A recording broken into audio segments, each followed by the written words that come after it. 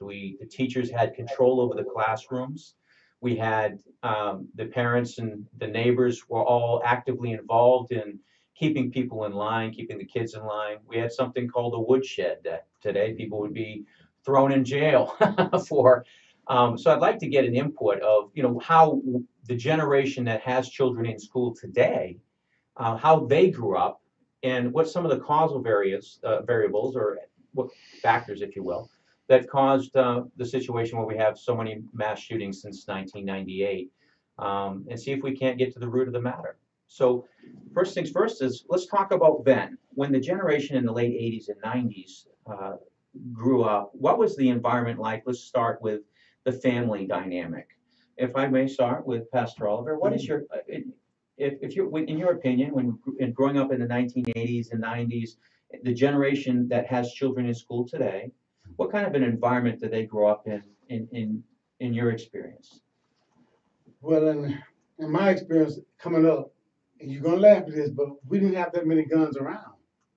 We couldn't afford it, number one. And number two, we may have had bullets but no guns. And what I'm simply saying is that everything in those days we fought. We had fights, we had disagreements, but you got up after you lost the fight or won, you shook hands and you move on. Now today, you fight with a kid and he loses, he goes and get a gun. And then he wants to shoot up your whole family. So the difference back in then was we didn't have access Now, to the guns. so are you saying that the emotion to do harm or mass harm was there, but not, they just didn't have access? The emotion was never there. I think human life was valued a little more then. But then also the parents were a little more involved in our lives. There we go. Okay, now our parents had to work like anybody else's parents. But it was certain rules that we had to go by that were laid down. Don't go out the house till we come home. Don't even go out the yard. Instead of inviting people into the house and doing all kind of things, we weren't allowed to do that. So that kept down a lot of issues. So you had a structured family life. Well, it was somewhat structured. Somewhat structured. Yeah. I know that we all didn't grow up with silver spoons in our mouths, and your story is a testament to that. I mean, you are such an outstanding individual for what you went through in your life, and I agree with you 1,000%. When we grew up, we had a much more, the parents didn't have any problem engaging in the discipline of the children, engaging in what was going on, and making sure that they were using their creativity. Going out, we didn't play video games 18 hours a day. We went out and used something called our imagination. Yes. Yeah, exactly, and that's exactly right. But see, also, we were more disciplined than the kids are now. If your dad said, don't do anything, you didn't do it. If you did do it, the whooping that you was got for doing it, you would maybe do it one time. The woodshed. The woodshed. But fathers were more prevalent in our lives than they are now. Now, forbid my dad and mom weren't together. As a matter of fact, they separated when I was a little brother, but at the same time, my mom was strong. And she had boys that she had to turn us into men. So she taught us the do's and don'ts, but then you had the whole neighborhood. At that time, that was spank you and whoop you or whatever, the woodshed. But now today, when you touch someone's kid, they liable to come and kill you. It's a crime, yeah. You know, they don't respect the fact that, hey, that's another adult. And she's telling me about my kid. You talk to some people about their kids, and they want to fight you. Yeah, it seems like the whole adage of respect thy elder was gone out the window. Well, thank you, Mr. Akeley. What are your thoughts on where we were in the 80s and 90s, and as far as the social dynamic, the family structure? Well, in the 80s, it began to change at the institution. Up until the mid 80s, there was still a lot of respect, even for the officers and the counselors and so forth that worked for the institution I did. You still had, it was Sir, it was Mr. So-and-so. As it progressed, drugs came into the scene heavily, and gangs. And that changed the whole dynamics and the culture. And kids became a lot more disrespectful, as they did outside the institution on the what we would consider normal kids. Something you said about the woodshed, in the neighborhood, I got to know several woodsheds on my street. So your community was actively involved in. Yes, and to reiterate what Pastor said here is, when your father spoke, it was gospel. And you knew you had the option to go against it, but you knew what was going to happen. And I find this extremely interesting because we're not consolidating this to one geographical region. We are talking about literally from one end of the country to the other end of the country. So this is this is the way that the dynamic was, or we ingrained into our society in the 90s and the 80s.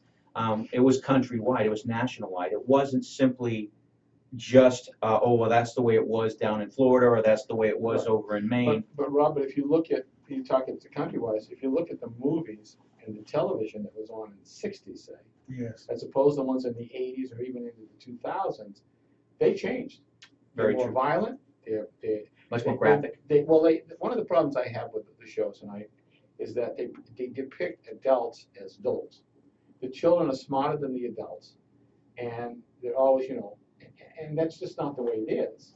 But when the kids, I read a statistic the other day that said that the average child watches television 28 hours a week. That's the average. That's more than you spend time in school. And the average child, by the time they're 18, will have witnessed, it was something like, 50,000 murders on television or movies, and over 2,000 violent acts. That has to have an impact on a young, impressionable mind, because growing up, that's what they learn. They learn what they see. That's right. It's naturalistic observation. Thank you. Thank you. When we're talking about the family structure and what we're exposed to in social and media, we really didn't have those two together when we were growing up in the 80s and the 90s. There was no social media. It was social was family and in your town and your neighborhoods. So thank you, gentlemen. Let's change subjects a little bit and now let's talk about the school dynamic. Did teachers have controls over the classrooms in the 80s and 90s? Well, Pastor Oliver? Yeah, they did. As a matter of fact, I had teachers that would say, if you don't do so-and-so, I will call your mom. Well, the worst thing our teacher could do when I was coming was call your mom. Mm-hmm. You rather her beat you after death before mom got there, because mom or dad had to get off from work and come to school because you've been cutting up. I remember a few of those days. It was days. a lot worse. Yeah. If mom got you than the teacher. I would beg my teacher to go ahead and spank me, but don't call mom. And we knew that because of the family structure. Right. But then, like he said, and riding off what he said, when drugs came on the scene and got more prevalent, they tore apart families. Kids started being disrespectful. Even some of the parents found quick ways to make money because there wasn't much money. So, hey, I can do this and make a quick buck. No, that was integrated into the school system, and because the kids saw the parents do it, and then they would get what they got. Was the parents' kids started doing it, and then they would get it to sell to other kids, and it got to be academic. But now, they still had a choice. I had a choice growing up. Now, I'm not saying I was in a drug-free neighborhood where there was never drugs. They were always prevalent, but we knew not to go near them. Okay, but now kids saying, look, my mama having a problem. Mama ain't got no job. Dad ain't got no job. We need money. I'm going to go out. So they take on the adult role, and they start doing things that's forgetting that if you do the crime, you got to do the time. Yeah, I was thinking you were telling me the other day, I just want to stay on the school dynamic a little bit, where the kid, everybody was looking for, everybody wants a quick vehicle for cash. Everybody wants their cake and eat it too now. They don't want to do their work. They want to put it into it. I think that attention span, that lack of focus is kind of really where we're going, where the change in the family structure, the family dynamic today is much different than it was in the late 80s and 90s. And then the school dynamic, where we had control over the teachers had control over the classrooms. Exactly. In the 80s and 90s. Is that what you're also exactly saying? That's what I'm saying. And also, I'm saying this, that the respect level for adults is gone. Yes, that's true. Okay, kids don't respect adults like we did. It was yes, ma'am, no, ma'am, yes or no. Now with kids look at you and yeah, no. What do you mean? They want to question everything. I wasn't allowed to ask my dad. No. That would have happened when we were kids, right? Swap. No, because they hit you in the mouth. Yeah, that's right. So we weren't allowed to to voice our opinion. But now kids' rights, they're humans, so they feel like they're unable to engage in an adult conversation and talk back and disrespect. We would never allow that. We probably wouldn't be here today if we did. That's true. And It's so very true. times have changed even in school. We don't respect teachers. That's right. We've like taken we that used control to. out of the We classroom. take the control out. You hit my kid, and they do things. So teachers are really afraid. Yes, amen. Please, Mr. Akeley, go ahead. My question is, why have schools abdicated that authority? It isn't all that's been taken away, they've abdicated. And it's from pressure from parents, is what it is. I know, and I don't mean to bring this into it, but in sports, when I was in school, there was expectations put on you. You had to have a passing grade. You couldn't fail any subject, because if you failed, you're automatically. And once you're on a team, if you violated any of the rules, it wasn't a one-game suspension or sit on the bench, whatever it was. You were done. You turned your uniform in and you walked away. See, you both are bringing up such valid points. We're in a society where everybody gets a participation trophy. We're in a society now where nobody, the children aren't allowed to fail. But if you ask any sports star, any Olympian, any successful person of any business or whatever it may be, the number one educational aspect is failure. What made you who you are? Failure. And in the passion to be the best. And if we don't allow our kids to fall, how are they ever going to truly learn to appreciate standing on their own 2 feet? And we've taken that. I think we stripped that away. What are your thoughts on that? My thoughts is simply we give kids certain tasks that we expect them to do well in, and for some reason we allow them to quit. I was always taught not to ever quit anything. That's right, lack of You follow do through. it your best. So what we do is we allow them to quit, and society picked up on that, and the parents stopped forcing it. See, we had to participate in the sport, do something besides go home every day after school and sit down. And then on top of that, we had to do our homework And chores. and chores and be good at what you did. That's right. Because if you weren't, And be happy. I see kids And today. eat all your beans. I see kids that when mom cooks food, oh, I don't eat that. Ah, you ate what was put in front of you. If you didn't, you were hungry. Bottom line. So we've gotten away from traditional values. That's right. And now it's all instant gratification. And also we got to remember, kids are having kids. That's right. That's another. Babies having babies. That's and right. that's just, you're going to have this because they don't know what they're doing either. That's right. And that's a whole different subject on that. But I agree with you 110% that there's so many different causal variables there that are ingraining into this. And it's such a powerful subject, where we have this instant gratification. We have, now we got parents preparing 4 different meals because they don't want to eat what's on their plate. We got parents that are just, capitulate. They're just giving up or giving in to the kids because they don't want to deal with it. They don't want the conflict. They want the child to be happy. That's right. And can you please elaborate? What are your thoughts on that? Well, I mean, when they do that, they want their child to be happy. We all want our children to be Absolutely. happy, obviously. But you also they have to learn to deal with adversity. At what age and when do you learn that if you don't learn it at a younger age? Because you move into high school and you get prepared for college, hopefully, and then you go through college and now you're prepared for the workforce and you haven't learned how to deal with adversity. Your boss gives you a task to do and you get frustrated. You can't walk away from it. Otherwise, you're going to get fired. That's right. They never learn how to deal with that frustration and that. We've taken the ability to think, to do critical thinking. There's a difference I always preach between response and reaction.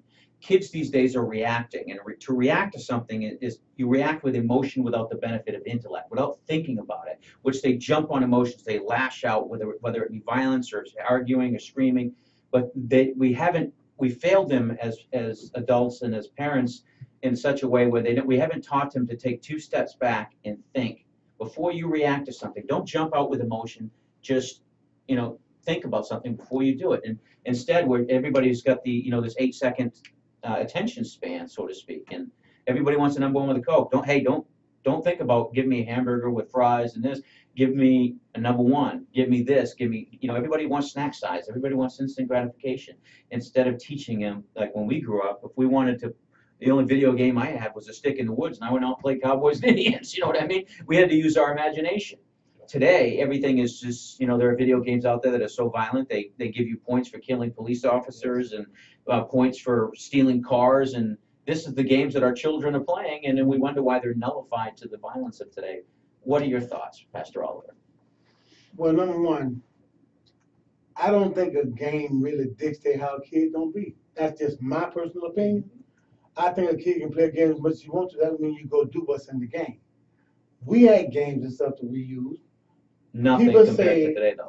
not compared to today, but people say when you see horrific crime sometimes, the first thing society says, well, they grew up without a father, or the daddy wasn't in the household, or the mama didn't have time. Bull crap. I grew up without my dad. I had decisions, and my mom let me know that I had to make.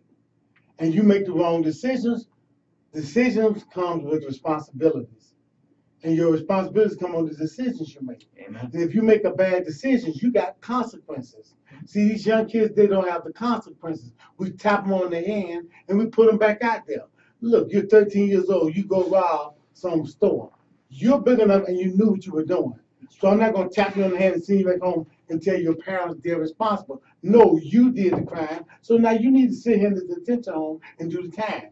I think we got too laxed on that. Personal So accountability. they don't have to, yep, exactly. Amen. Kids don't have the accountability that they don't have sense enough to know that if I shoot this guy, he won't be here next week. So, like you said, from the games that they're nullified with that, they don't realize the exposure to that aggression and violence. If they're exposed to this over and over, 28 hours a week, week after week, you become desensitized. Reality is blurred. And they begin to believe that's the way life, because they don't have an experience in real life because they're 15, 16 years old. That becomes their reality of the way adulthood is and where life is, and it's not. Unfortunately, they go out and they act it out, and then they get in trouble. How many kids watch, an action movie, and then they go out like Fast and Furious or that such, don't try this at home, but then they go out thinking that they're infallible. They think that nothing can happen to them, and next thing you know, they get in a crash at 90 miles an hour with their parents' Yugo. And then they hit a tree, or no, that's not funny, but the Yugo part is. And then we wonder, because they think nothing can happen to them. They think that they're infallible. They go out and do all these things. Well, we did too. We thought we were young and that we couldn't be hurt. That's we all think that. That is part of being but young. I got my whole life in me. Well, not if you run into a tree. That's right. But the point being was that's just their thought pattern. You think that when you're young. That's right. As you get older, you get wiser. If you rob somebody at 13 and you get tapped on the hand, you think that's okay. Do it when you're 18, you go into prison for half your life. So they're not desensitized that much. I was just wasn't raised in a neighborhood like that. Yeah. We had kids at 13 that were being used by adults to rob liquor stores. I had a 9-year-old boy who actually went into a liquor store with a .357 Magnum and robbed a liquor store. The reason that he went in, and the reason that this 13-year-old, and the reason that adults are sending this, because they're not going to do hard time. They're going to go to a juvenile facility, spend maybe 6 months, 9 months, and they're out. But the adult is benefiting because he's taking the money and paying something to this child for doing this act. So the adult makes out better than him going in rob because he's going to do 6 to 10 years. The juvenile is not. So they're being used by criminal nature. So they're being exploited. And when they figure that out, what are they going to do? They're going to go exploit somebody else, and the cycle continues. Right. Wow, thank you. That's amazing. I mean, when I'm talking about desensitizing, when I grew up, I'm sure it was pretty similar to us. We had very limited cigarette commercials on TV. I don't even think they could advertise cigarettes. We couldn't afford a dog. I used to drag a collar. There you go.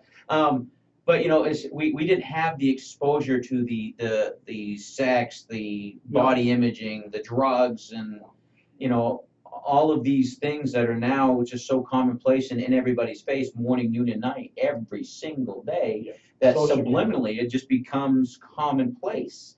when we were kids, or when I was a kid, if somebody was hurt and there was blood involved, we literally took it serious. We did everything that we could to actively engage in assisting a person. Today, I mean, I've seen people laugh at other people for, for injuring themselves in that I way. think juveniles today, and I don't know, I'm just basing this on experience, but I think kids today, their definition of respect is different than it was when we were. Of course. You were talking about they get angry, they get a gun, they go out, and they shoot him. The whole family. Because That's right. this person didn't get respect. We never did that. We were taught to respect everyone. And if you have an issue, you dealt with that issue. But now you don't have to deal with it. You just, well, hell with it. I'll just go get a gun and I'll take care of my problem. I won't have to argue with him again. And then it still goes back to Life is cheap. don't care how old you are, you have a choice. Always. So it all Always. goes back to your choice. It's what you choose to do, right or wrong. It's your choice. 15 or 12, 11, let's stop thinking of excuses for these kids. You did something wrong, you pay the crime. I don't believe in capital punishment where you kill them, but you do, okay, you get 3 years away from home because you did something stupid. Amen. But you had a choice. So they got to be held accountable for the choices that they make. Nobody make them go out and do these things. I grew up without a father too, but I ain't went in no school and shot 17 kids. I hear that. Okay, so you still had a choice. Well, they say he was mentally ill. Well, you knew that 6 months before he did this, but you did nothing about it. So, And that's a whole subject matter. Is know, mental illness more prevalent today than it was 20 years ago? But on that note, gentlemen, let me just pause it a little bit. I think we're going to be taking a short break, and we'll be right back. Thank you.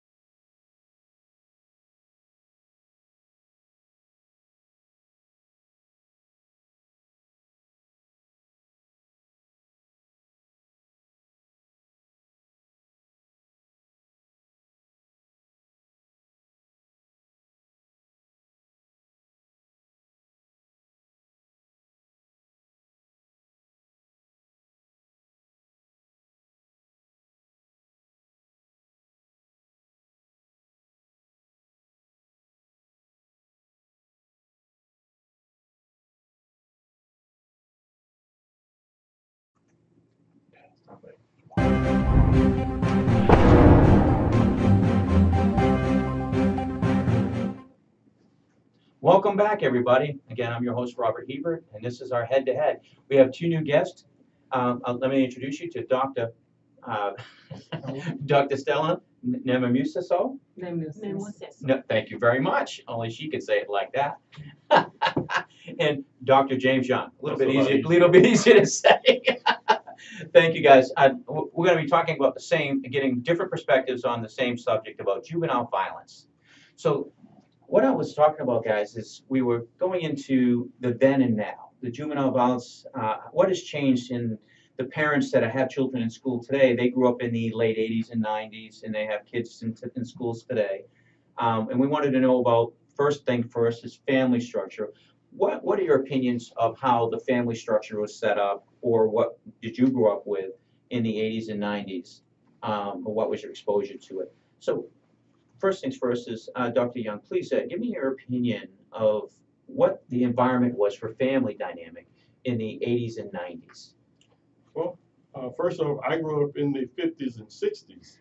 So, but I got to watch what the dynamics of the 80s and 90s, and there was a major change that took place actually during the 1970s. Back in the 50s and 60s when I grew up, almost everyone grew up in a two-parent home.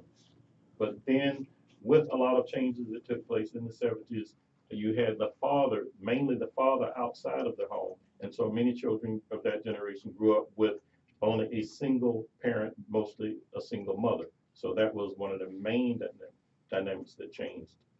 So the whole family dynamics from two parent to one parent. Yes.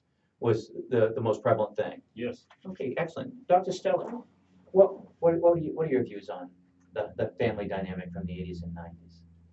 Well, I believe that the cost of living has a lot to do with it. In the past, a father could sustain a household with just one income. These days, it takes more than two incomes to sustain a home. So the mother is not home. There's nobody home when the kids come from school. So I believe that the learning process for the children has been impacted greatly by not having a parent at home when children come from school.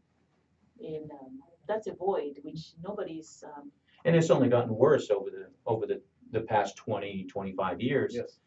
That's I mean, that's a really good aspect. So we did in the, like you were saying, in the 50s and 60s and 70s, there was an economic dynamic where people could have one person home to raise the family. And now we're in a situation where both parents need to work multiple jobs in order to stay to keep going. Is that correct? Is that an accurate statement in your opinion? Absolutely, and I believe that in the past it took a village to raise a child. That's right. These days you can hardly talk to somebody else's child. You need their parents' permission before you can talk to somebody else's child. That's correct. Yeah, when I was growing up, that's what we were talking about previously.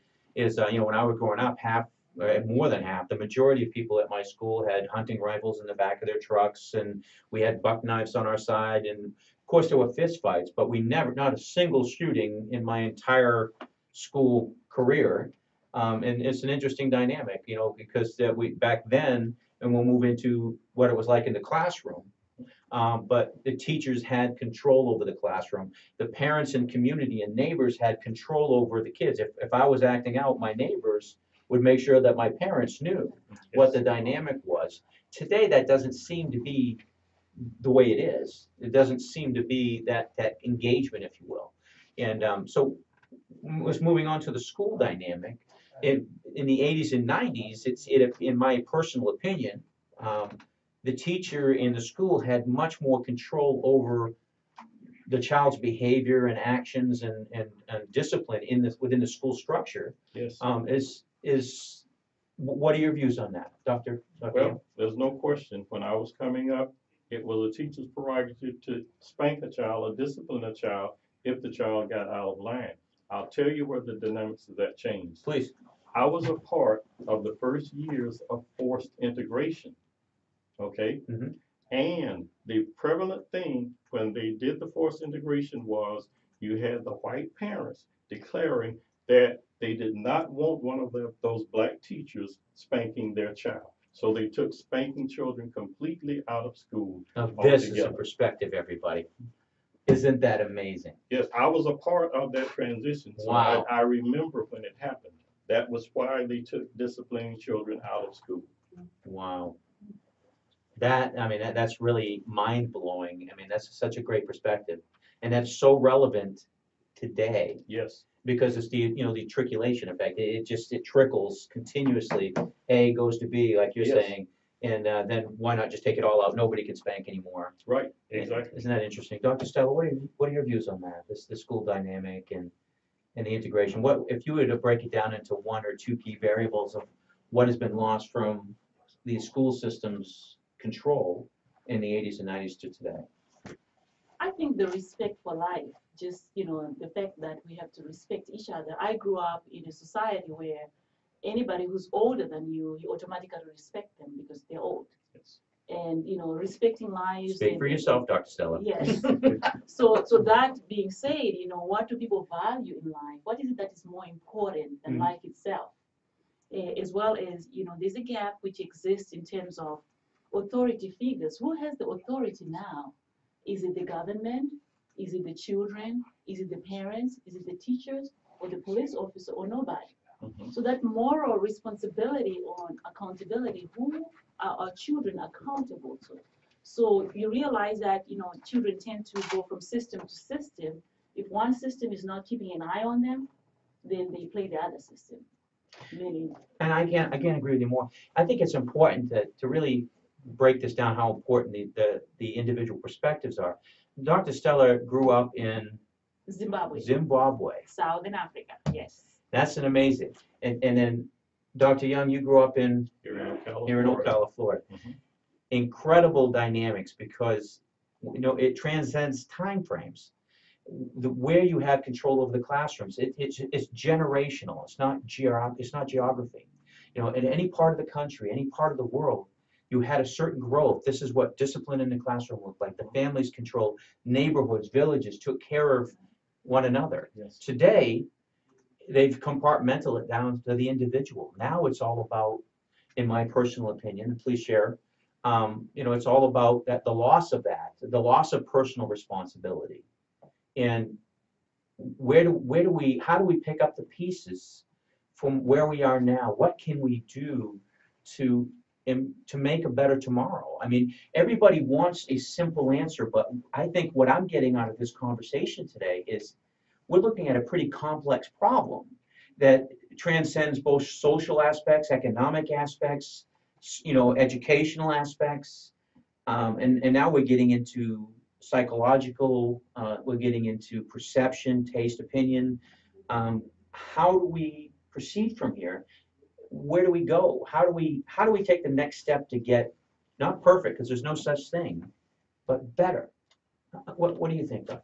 Well, one thing is we have to look back at what was the situation when it was better, okay?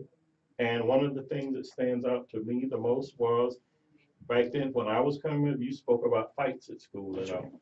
If we had 2 fights in an entire school year, we thought that was a rough year, okay? If we had 2 girls, the young ladies that got pregnant during the entire school year, we thought, man, that was a bad year. Well, what was the difference? Well, in my earlier years, we had Bible study and prayer in the school.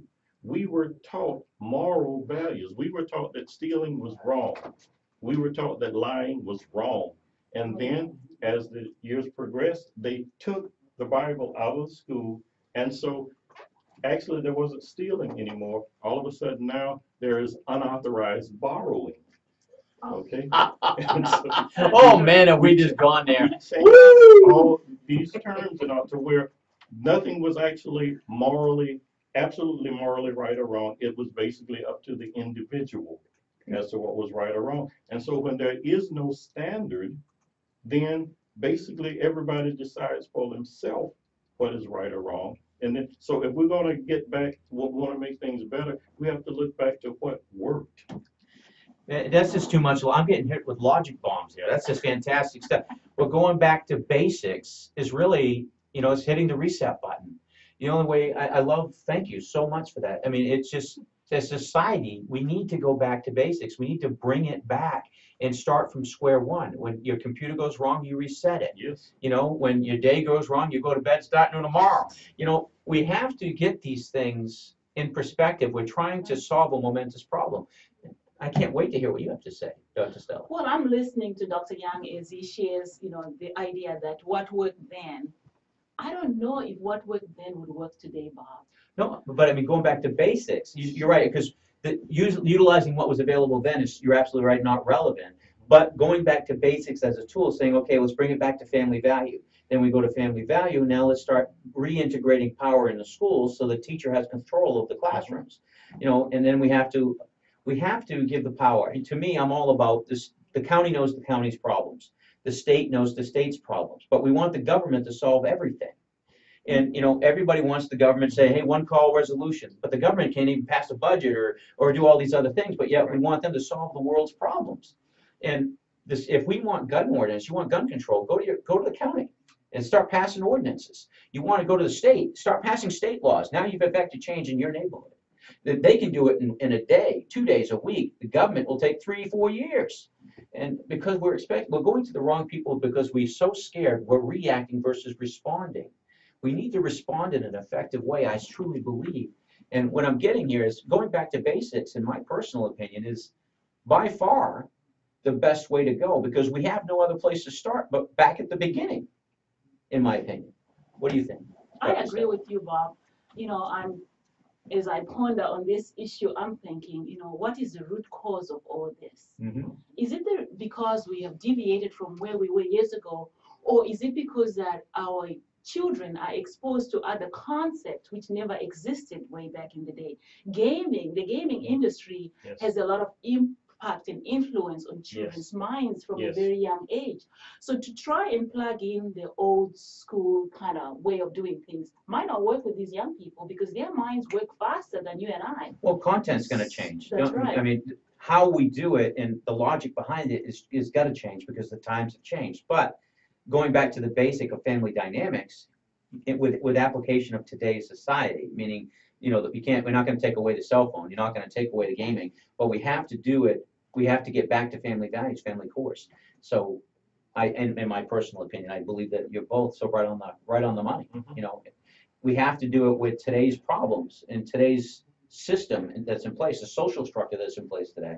But we have to go back to basics. So you're going back to. We're not talking about going back to the way it was in the 50s. We're going back to family values. We're going back to making it so we have the government's responsibility is to try to create an economic condition where we can have one person working or perhaps working from home or creating a situation where I go back to Reaganomics. His whole thing was it's not about the government is the problem. It's too big. We need to get back to family values. Now he's not saying get rid of everything and he was just talking about trying to create an environment that's conducive to family values. Absolutely. And I think that we have to look at it with the modifications of making it relevant today. I mean, there's no question about that. You're absolutely right. The 50s, 60s situation is not going to be relevant today. But going back to basics with family values, going back to reevaluating power. The National Education Association really has failed on every count since it was originated. Well, Bob, Please, please. When we think about this as far as putting it in the hands of the government, Mhm. Okay, how did this all come into being? How did we get into the big mess of the breakup of the family like we are? I think it was someone had a very good heart as far as what they were trying to implement, trying to help families out and all. But with the Great Society that was implemented by President Lyndon Johnson, the new welfare system that basically provided health insurance, food stamps, and even housing for situations where you had a single mother that didn't have a man in the home. And so many fathers at that time looked at it from the perspective that my family would be a lot better off. They would have better food, they would have a better place to live, and they would all have health insurance if I were not there. So that is what caused a lot of the men to pull out. It wasn't just that men didn't care about their families. It was that men cared so much that my family would be better off without me. And not only that, with the girls going out, young women are going out and having babies and then being put on welfare where they could get their own place. Now you have teenage girls getting pregnant purposely so they can get out of the house and get their own place. And then you had, the more children they have, the bigger the government check was. And so that was, that great society was what really caused much of the breakup of the family. See, I can't agree with you more. We're talking about a single domino, and because you were talking about several key factors, and I can't agree with you more on all of them. They're just perfect relevance to the situation. Thank you. When we're talking about a situation where, you know, one domino leads to another domino, well, the dominoes have fallen, and which has led to today's society. Instead of empowering people, which is what Dr. Steller is, you know, one of her missions in life, which is why I love her so much. I just can't pronounce her last name properly. Forgive me for that. What the empowerment versus enabling. Yes. And I think that's what I think that's so much what Pastor Oliver and Dr. Young has been saying. And do you have any final thoughts on that, Dr. Stella? Well, my final thought is, you know, as individuals, as families, we have to come together in our communities and create that culture of caring, that culture of coming together to come up with systems which can work for communities. Because when these incidents of shooting happen, half the times it's not a child coming from the school, it's somebody coming from the outside. So there are a lot of dropouts from middle school to high school which are not accounted for. That's right. So there has to be some form of community system which identifies with the need to engage those students who fall out of the school system. So we need a better checks and balance. That's right, and communities have a lot to do with that. Absolutely. I mean, given resources, I believe that we need to come together in churches and communities and embrace those who are in need of our services and attention. Any final thoughts? My final thoughts would actually be a play on what Dr. Stella said a few minutes ago, you know, about what when we talk about the video games, the movies and all that the children come in contact with these days, it's really up to whatever parent is there to put some kind of a stop to some of the things that they get to watch, some of the games they get to play and all, because this programs their mind to this thing being normal. And so if we make sure that the games that they play are not as violent as most of them do. So parents should participate. Yes. Participate is what you're saying. Yes. Be engaged in proper parenting. Screen what the children do. That is absolutely wonderful. Ladies and gentlemen, I want to thank you guys so much for being here today and joining us for Head to Head. I want to thank Mr. Lee Akeley. I want to thank Pastor Tyrone Oliver for being here today. I want to thank Dr. Stella Namusaso. Thank you so much. And I want to thank Dr. James Young. You guys have a wonderful day and look forward to seeing you next time. Thank you.